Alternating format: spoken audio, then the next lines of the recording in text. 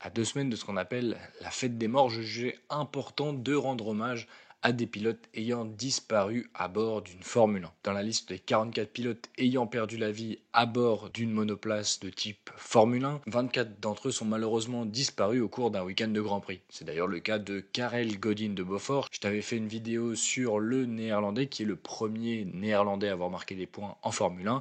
Je te mets une fiche juste ici, pardon. Et c'était une vidéo qui était sortie un peu plus tôt cette année. Et si on parle souvent de ces 24 pilotes, du fait qu'ils soient partis lors d'un week-end de Grand Prix, on a un peu tendance à oublier les 20 autres guerriers qui sont malheureusement décédés à bord d'une Formule 1. C'est pourquoi je voulais lancer cette nouvelle série en parlant d'un pilote qui était décédé dans une course hors championnat. On m'avait conseillé il y a quelques années dans l'espace commentaire un nom. Ce nom, c'est Joe Siffer. Je me suis intéressé à son histoire et force est de constater que j'ai pas été déçu. Du coup, je voulais aujourd'hui vous parler du pilote suisse.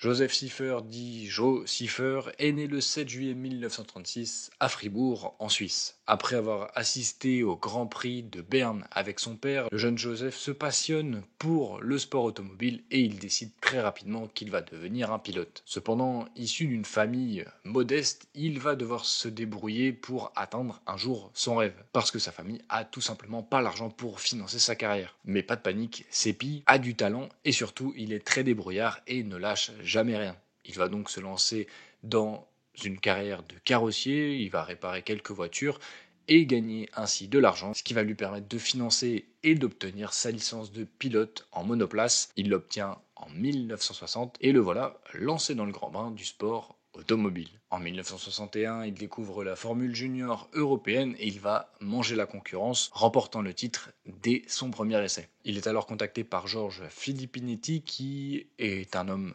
d'affaires riche en Suisse et qui veut absolument développer la passion du sport automobile en Suisse. Et pour ça, quoi de mieux que de faire rouler un pilote suisse dans une écurie suisse. Avec la Scuderia Filippinetti, Siffer découvre donc la Formule 1 en 1962. Malheureusement, la tension plutôt fraîche avec son boss va faire que les deux parties vont décider tout simplement de rompre le contrat et on se retrouve donc avec un Joe Siffer qui n'a pas d'écurie pour 1963. Le Suisse est un peu dos au mur, mais à nouveau, grâce à sa persévérance et à sa détermination, il va monter sa propre structure et rouler en Formule 1. Il va pouvoir rouler toute la saison et grâce à son talent, il va marquer son premier point en France et la catégorie se rend alors compte de son immense talent. Un point en 9 courses comptant pour le championnat du monde, mais surtout une victoire lors d'une course hors championnat au Grand Prix de Syracuse. Lors de ce Grand Prix, il se bat toute la course avec Jim Clark sur la Lotus. Les deux pilotes ont un matériel équivalent, sauf que Seppi va parvenir à dépasser Clark dans les 300 derniers mètres. En 64, on voit une nette progression puisqu'il va réussir à aller chercher la 4e place en Allemagne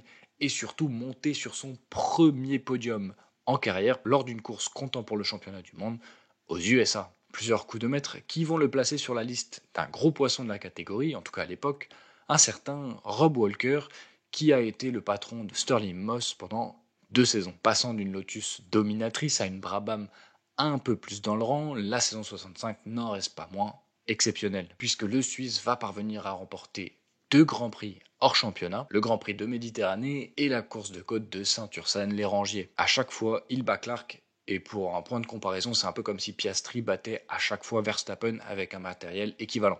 Voilà, ça vous donne à peu près le niveau de Joe Siffer comparé à Jim Clark. Bon, si vous avez jamais entendu parler de Joe Siffer, c'est bien qu'il y a un moment où ses performances chutent. Et ça commence en 66, saison lors de laquelle il roule sur une Cooper Maserati, voiture pas très performante et surtout pas très fiable. S'il signe une 4e place lors du Grand Prix des USA, il ne parvient jamais à bien placer sa voiture. C'est alors qu'il fait le choix de s'intéresser à d'autres catégories, bien sûr en parallèle de la Formule 1, notamment les courses de voitures de sport, catégorie dans laquelle il va se forger une solide réputation. Il y obtient d'ailleurs des résultats plus probants qu'en F1 lors de la saison 67 et devient un pilote Porsche, écurie avec laquelle il va vraiment réaliser des coups de maître. Il participe aux 24 heures du Mans, aux 1000 km de Monza, aux 6 heures de Watkins Glen, pour ne citer que ça. Et du coup, la F1 va passer un petit peu au second plan. Seppi se perfectionne en endurance sous la tutelle de Porsche et il va accrocher à son palmarès des courses prestigieuses,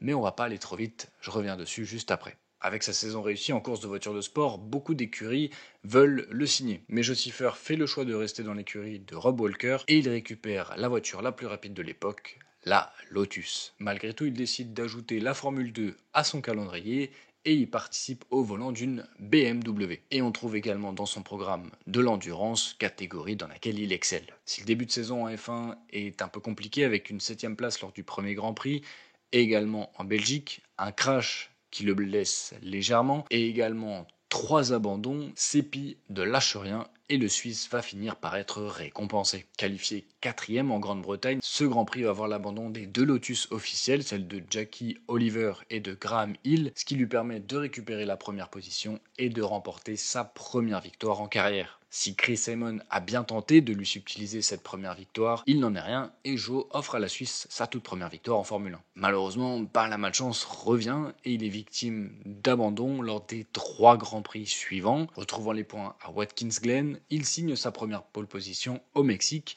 mais ne la convertit pas. Réalisant un très mauvais départ qui va le faire dégringoler à la 8ème place, il va même se retrouver avant-dernier à la fin du premier tour. Mais cravachant et réalisant une course parfaite, il parvient à remonter jusqu'à la 6ème position et inscrit donc un point. 68 est indéniablement sa meilleure saison en carrière jusque-là et il termine même 7ème du championnat. En course de voiture de sport, Siffert et Porsche s'offrent les 24 heures de Daytona ainsi que les 12 heures de Sebring et les 1000 km du Nürburgring. Pour Porsche, c'est une excellente saison puisque l'écurie allemande termine 2ème derrière Ford et les espoirs sont grands pour la saison 69. Et pour clôturer cette saison riche, Siffert roule également en F2 et va monter sur son premier podium lors du dernier Grand Prix se déroulant en Argentine. 1969 est une saison un peu moins florissante malgré 3 podiums en Formule 1 et surtout 3 points de plus marqués que la saison précédente. Il loupe les 500 miles d'Indianapolis car il est trop gourmand financièrement, mais il va réaliser un nouveau podium en F2 et va prendre les 6 heures de Brands Hatch ainsi que les 1000 km de Monza et surtout Porsche remporte le championnat du monde des voitures de sport. Siffert, qui a remporté 6 courses dans la catégorie, décide en plus de découvrir une nouvelle catégorie à côté, le Can-Am, et il va y signer son premier podium. Le mec est vraiment bon partout. Rebelote en 70, il brille en F2 et en endurance, alors qu'en F1, sa saison est plutôt mitigée. Ayant changé d'écurie, il roule désormais pour March.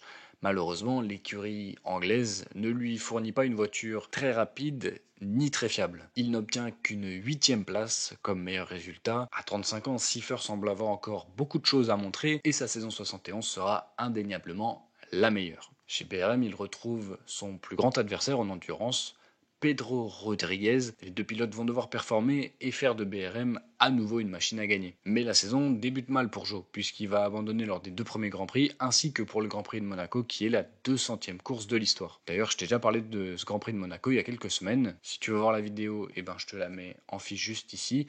Et si tu regrettes de l'avoir loupé, il n'y a qu'une chose à faire qui est très simple, c'est de s'abonner et d'activer la cloche. À partir du Grand Prix de Monaco, tout va mieux se passer pour le Suisse. Il prend un point à Zandvoort, puis 3 en France. À ce moment-là, vraiment, il prend l'ascendant sur son coéquipier Pedro Rodriguez, mais ça va être de courte durée parce qu'en fait, le Mexicain se tue lors d'un Grand Prix, ce qui va affecter lourdement Joe Siffert, puisque c'était son adversaire principal.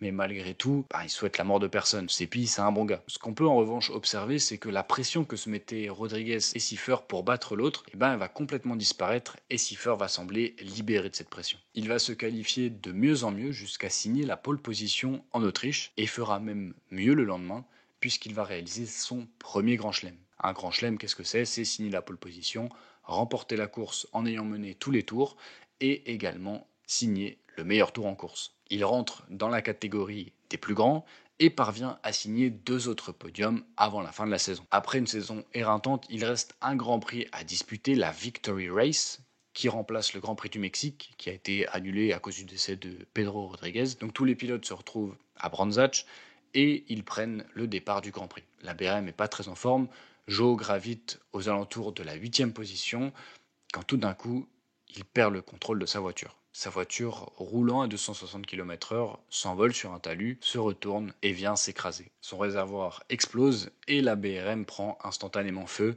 Seifer est coincé à l'intérieur et malheureusement il n'en sortira jamais. Il meurt asphyxié dans son cockpit à l'âge de 35 ans le 24 octobre 1971 et laisse un grand vide. On n'a jamais vraiment réussi à expliquer cet accident, pourquoi est-ce qu'il a perdu le contrôle de sa voiture. Par contre, ce qu'on a pu observer, c'est la lenteur incroyable des secouristes qui ont même eu du mal à dégoupiller un extincteur pour éteindre l'incendie. Quelle tragédie, parce que le Suisse avait vraiment réalisé en plus la meilleure saison de sa carrière, ayant remporté sa première victoire en Can-Am et en Formule 2 avec sa structure. Considéré par beaucoup comme une légende du sport automobile, surtout en Suisse où il a une espèce d'aura mystique, un peu comme Senna, Joe Seifer a marqué son temps et une génération tout entière. Pilote talentueux aux multiples facettes, il est adulé chez BMW et Porsche pour son travail remarquable et surtout la trace qu'il y a laissée. La gentillesse, la force de vaincre et le courage sont sûrement les trois qualités qui lui collent le mieux à la peau et Joe Seifer ne doit pas être un pilote oublié. Merci d'avoir regardé cette vidéo. J'espère que cette courte histoire sur le pilote suisse t'aura plu. Si c'est le cas, tu peux me le faire savoir en mettant un petit pouce bleu à cette vidéo. Comme je te l'ai dit au milieu de la vidéo, si tu veux pas louper la suite, pense à t'abonner, à activer la cloche. Viens également me rejoindre sur tous mes réseaux sociaux. N'hésite pas non plus à me dire dans l'espace commentaire un pilote qui selon toi est tombé un peu dans l'oubli et dont le talent ne devrait pas être oublié. Et si tu as envie de rester un peu plus longtemps sur ma chaîne, eh bien à droite et à gauche tu trouves deux vidéos qui sont juste géniales, que tu peux voir ou revoir. Et moi je te dis au revoir et à la prochaine.